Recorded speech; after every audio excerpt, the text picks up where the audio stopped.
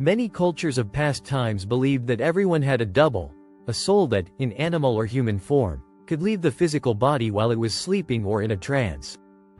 The double could journey where it chose, without the knowledge of its host, and then come back and re-enter the physical body and be one again with its host. Werewolves were such doubles. If the double got injured, the injury would also appear in the host. If the double died, the host would die too, and its dead body would reflect the fatal wound to the double. This idea of the double, which reaches back into ancient times, is actually mirroring the deep intuition we all have that there is another version of us in the alternate world and that our fates are somehow intertwined. Those people who have a bad doppelganger in the alternate world are jeopardizing the fate of their soul, no matter how virtuous they are in this world. Everyone has a twin soul, spread across two worlds, and its fate is determined by its actions in both. Most people involuntarily experience the phenomenon of their double going wandering, i.e., they don't know how to cause it or control it. It just happens to them, usually when they are in a very stressful time of their life. Witches sought to activate their double at will, and to transfer their consciousness to their double.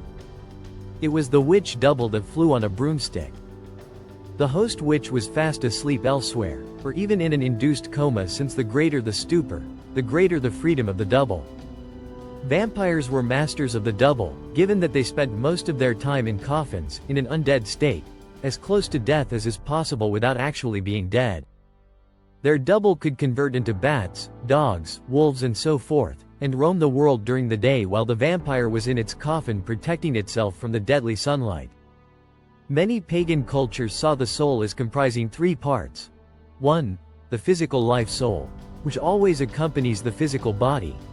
When it leaves the body dies, hence it's the breath of life. 2. The mental ego soul, which could, at death, leave the dead physical body and reincarnate or live in a separate soul world. It could also travel as a spirit copy of the individual. 3. The free soul, or double. This soul, also called the wandering soul, could temporarily leave the body in a form of its choosing, whether as an animal or an exact likeness of the original person, or some other form, and travel to other realms before coming back to its host.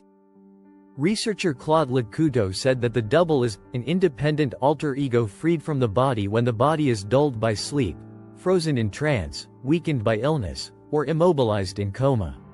So, the double is most active when the host is least active, most ill, or most unconscious. The mental ego soul and the free soul have an interesting relationship because they are both doubles. The first is a mental double, a psychic or spiritual double, while the second is a material, physical double, a so-called bone soul, since it has its own bones, but which can also take on other forms. Both can leave the body. Only the life of the body cannot leave the body because the body would then immediately die. According to some commentators, the mental ego soul is actually your higher self, your daimon, genius, or guardian angel, and, at death, your consciousness transfers to it and becomes part of it. It enters into union with it. The two doubles, the mental double and the physical double, often become merged into one, meaning that the double can do both physical and non-physical things. It can fly, it can travel to faraway places, both in the material living world and the immaterial otherworld. It's like Neo in the Matrix.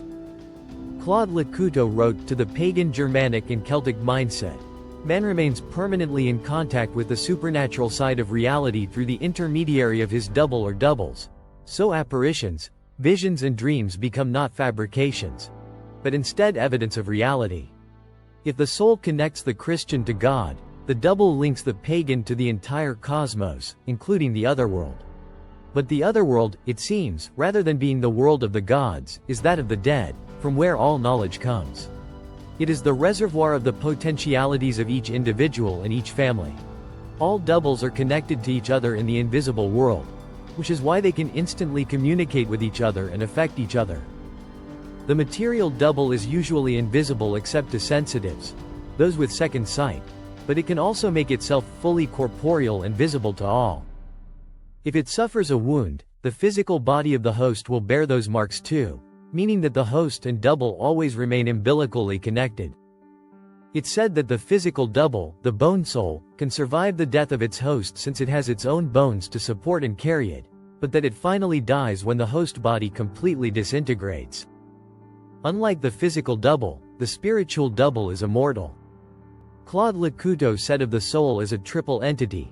The lower soul, life soul, dwells in the bones and leaves men only at death, or, in animals, it remains in the skeleton. The second, free soul, is not as solidly fixed in the body. It can leave the body during sleep or on other occasions without the sleeper's awareness. The third soul, ego soul, separates itself from the body at the time of death and appears to humans in the form of a ghost. So, folk beliefs held that each person was host to multiple souls, hence had a much more extensive life than that of the host itself. Such ideas reflect the fact that we actually have multiple lives, spread across different worlds.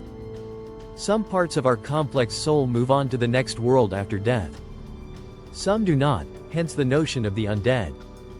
With the undead, it's not so much the body, corpse, coming back as its physical double. We all have a soul double insofar as we have a counterpart of ourselves in the alternate world. Many people understand that we have a soul double that can journey outside the physical body. This is the double that has out-of-body experiences. All stories of monsters, werewolves, vampires, witches, dwarves, fairies, and so on, have their roots in a much older belief system that predates Christianity and was once widespread across Europe, one in which people had many parts, some of which were supernatural parts. The ancient Egyptians believed that a person's soul had as many as 9 components. We still haven't got to the exact reason why God required 2 universes rather than 1. Any ideas? Any intuitions? Maybe you'll get clearer ideas as we go along. The answer is definitely coming, and it's wowza.